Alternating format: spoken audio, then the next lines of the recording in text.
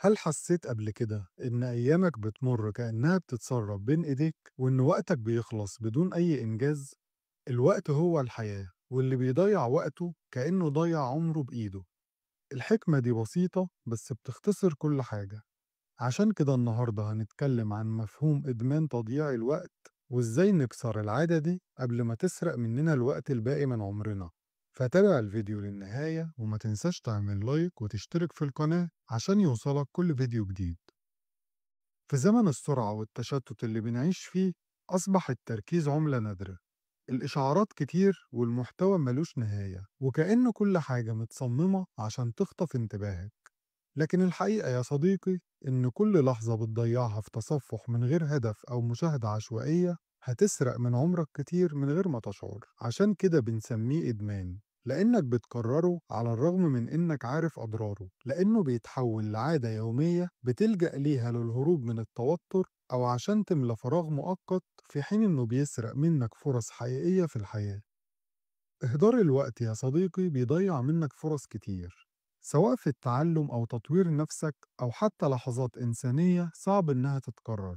وأسوأ حاجة إنه بيحول أيامك لفوضى متواصلة. عشان كده بتشعر بالإحباط، لأن كل تأجيل بيأخرك خطوة، وكل لحظة ضايعة بتضغط عليك نفسيا. عشان كده يا صديقي في 10 نصايح هتساعدك إنك تسيطر على وقتك. 1. راقب وقتك. في أول يوم سجل كل لحظة من أول ما تصحى من النوم لحد ما تنام، وهتتفاجئ بالوقت اللي بيضيع منك بدون أي فايدة. وتأكد يا صديقي إن ده هو بداية التغيير. 2. حدد أولوياتك بوضوح. اختار 3 مهام أساسية كل يوم وخليها غير قابلة للتفاوض، واسأل نفسك قبل أي تصرف: هل التصرف ده هيفيدني ولا هيضيع وقتي؟ 3. اتبع نظرية بومودورو.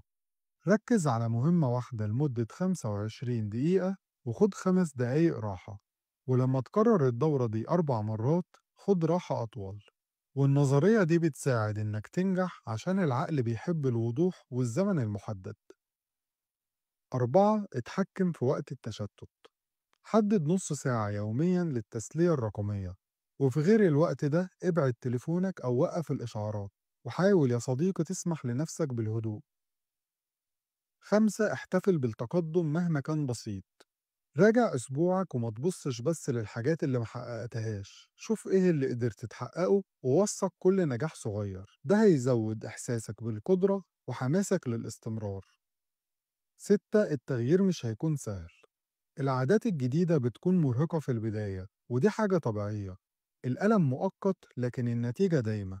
حاول تشجع نفسك بمكافأة بسيطة كل أسبوع على أي إنجاز حققته. 7. صفي ذهنك. العقل المزدحم صعب ينتج حاجة مفيدة.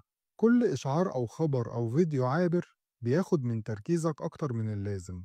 عشان كده تابع فقط المحتوى المفيد ليك، وحاول تخلي لنفسك لحظات صمت، لأن الصفاء الذهني بيعيدك لنقطة التوازن، وساعتها هتقدر تبني وتبدع. 8. اهتم بالبيئة المحيطة بيك. وده لأن البيئة المحيطة بيك يا إما تدفعك للتركيز أو تسحبك للتشتت. نظم مكان عملك وقلل الملهيات، وحاول تملى محيطك بتذكيرات بصرية تعزز أهدافك. 9. احمي وقتك.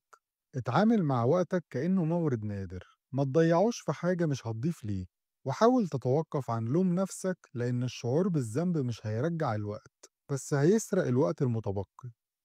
خليك فاكر يا صديقي إن ضياع الوقت سلوك تقدر تغيره، وأهم حاجة ما تستناش الوقت المناسب. ابدأ دلوقتي حتى لو بخطوة بسيطة.